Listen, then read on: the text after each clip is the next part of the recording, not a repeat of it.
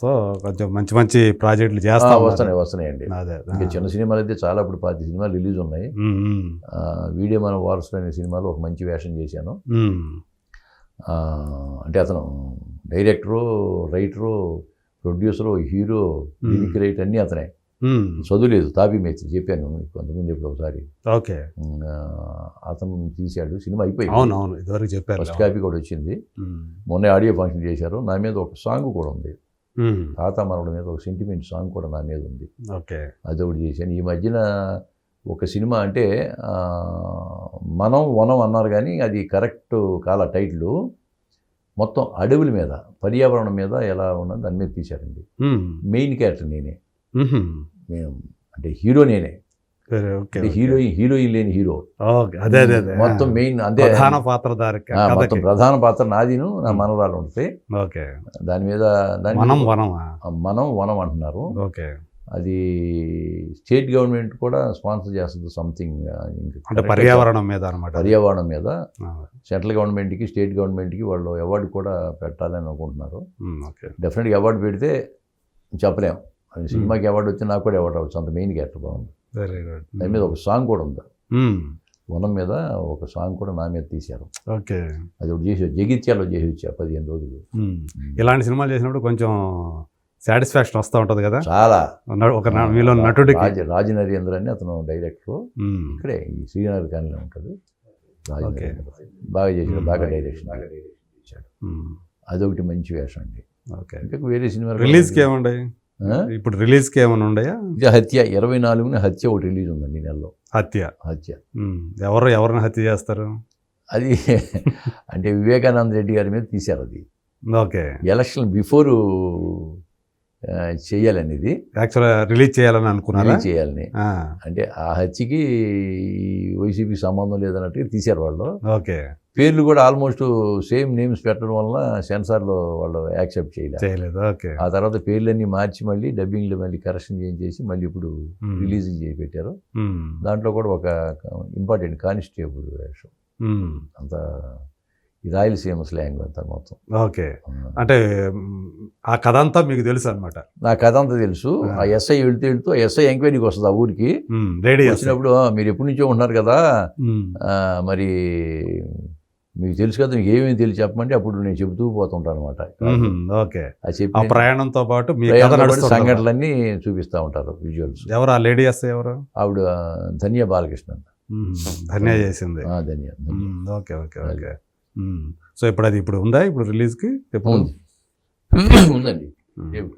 24th release ఉంది. ఈ నెలనా? ఈ నెల 24 జనవరి 24 జనవరి. ఓకే, సో ఇంకో కోణం వివేకానంద రెడ్డి గారి మంచి వేషం. ఓకే, సో ఇప్పుడు బాలయ్యతో పాటు మరోసారి పని చేయబోతున్నారు. అఖండ 2 చేయబోతున్నా రేపు 20 నుంచి. ఏముంటుంది అందులో మీ క్యారెక్టర్ ఏమన్నా? అంటే ఊరి పెద్ద అన్నారండి. అంతేగాని ఊరి పెద్ద అని అన్నారు. మరి వేషం ఏంటని తెలీదు.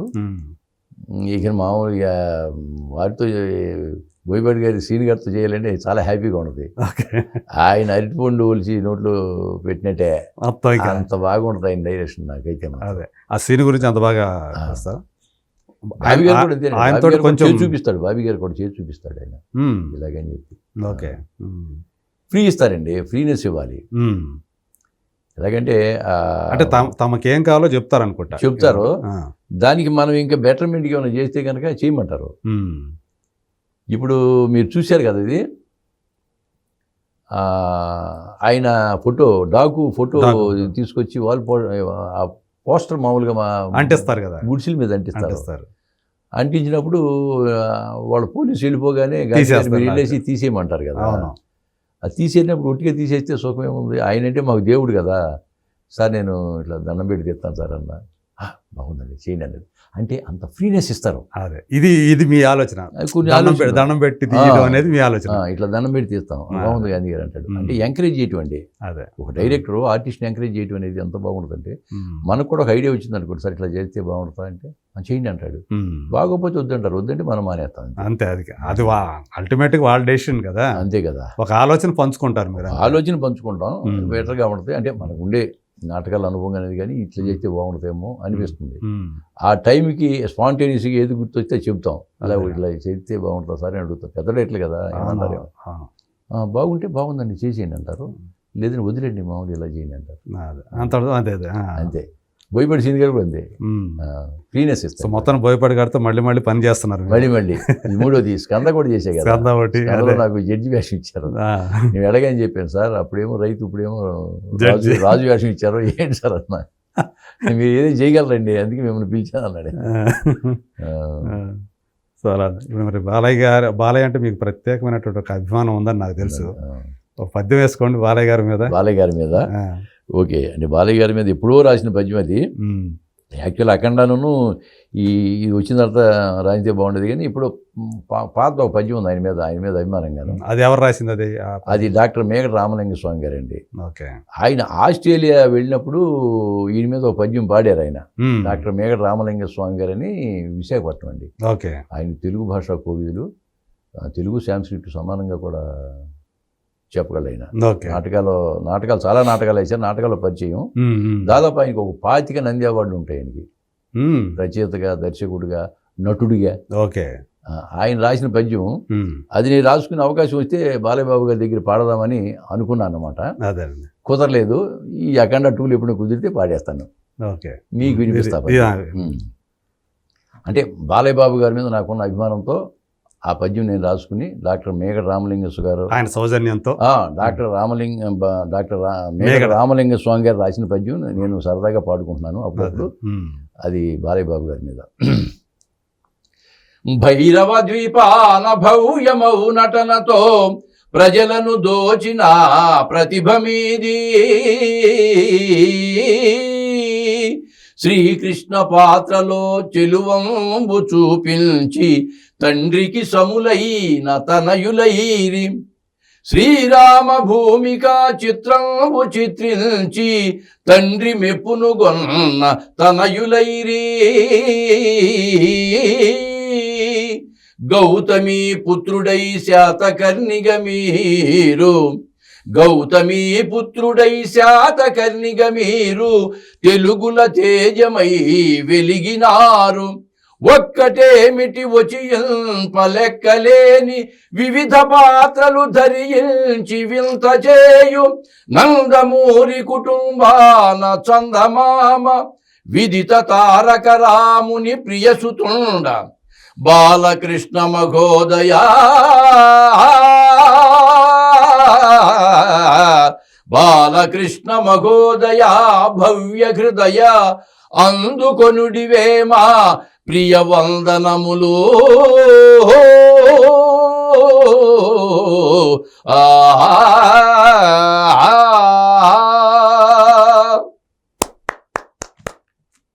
చాలా అంటే బాలయ్య బాబు గురించి ఆయన మేఘట రామలింగ స్వామి గారు అద్భుతంగా రాశారు, చాలా బాగా రాశారు. ఆయన పద్యాలు చాలా బాగా రాస్తారండి.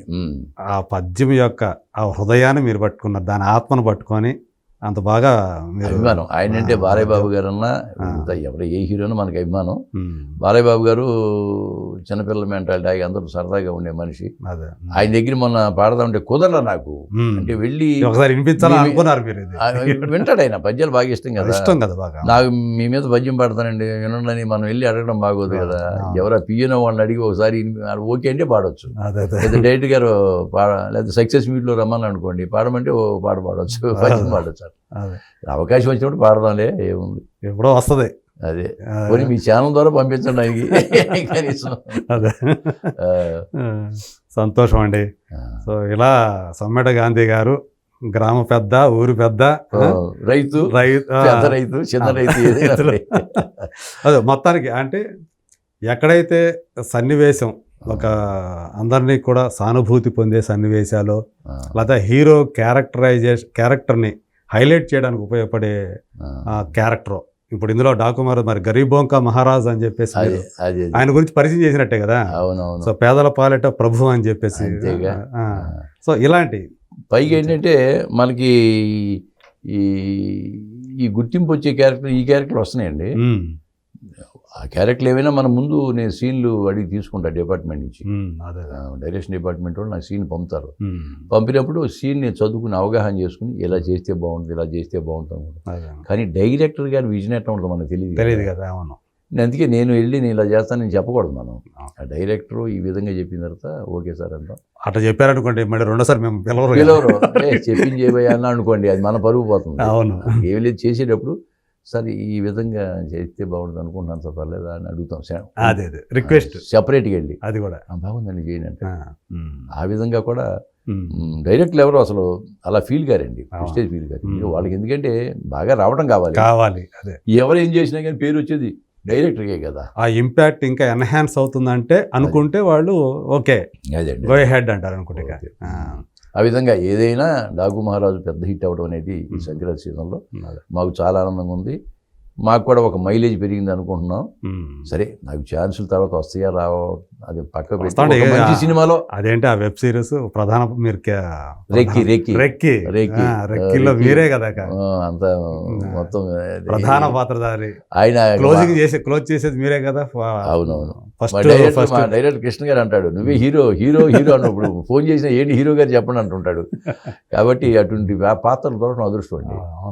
అంటే అదృష్టం అంటే డైరెక్టర్స్ మనకి ఇవ్వటం మన అదృష్టం. ఇప్పుడు ఈ దీంట్లో వేషం ఇచ్చినా, ఇప్పుడు రామ్ తీర్థ ఫోన్ చేసి చెప్పినా, ఇప్పుడు డైరెక్టర్ గారు ఆయన పిలవండి అంటేనే కదా. అంతే కదా, ఫైనల్ డెసిషన్ ఆయనే కాబట్టి. ఫైనల్ డెసిషన్ కెప్టెన్ డెసిషన్ ఏదైనా క్రెడిట్ డైరెక్టర్ గారికి అండి. అవును. కాబట్టి ఈ అవకాశం ఇచ్చిన మాకు ఈ డైరెక్టర్ గారికి, ఆ డిపార్ట్మెంట్కి, తోటి నటీనటులకు, సాంకేతిక నిపుణులకు, నిర్మాతలకి అందరూ కూడా రుణపడి ఉంటాం. అందులో ప్రేక్షక దేవుడు, ఇంత విజయాన్ని అందించిన ప్రేక్షక దేవుడికి నిజంగా శిరస్సు నుంచి పాదాభివందనం చేస్తున్నాను. Thank you sir, thank you Gandhi గారు. sir, మీరు ఇలాగే మమ్మల్ని మంచి మంచి పాత్రలతోటి అలరింపజేయాలని, ఆనందింపజేయాలని మనస్ఫూర్తిగా కోరుకుంటూ థ్యాంక్ యూ. అందులో మీలాంటి ఛానల్స్ ఆశీస్సులు కూడా కావాలి, ఎందుకంటే ప్రచారం జనాలు తీసుకెళ్ళేది మీరు. సంతోషం. Thank you.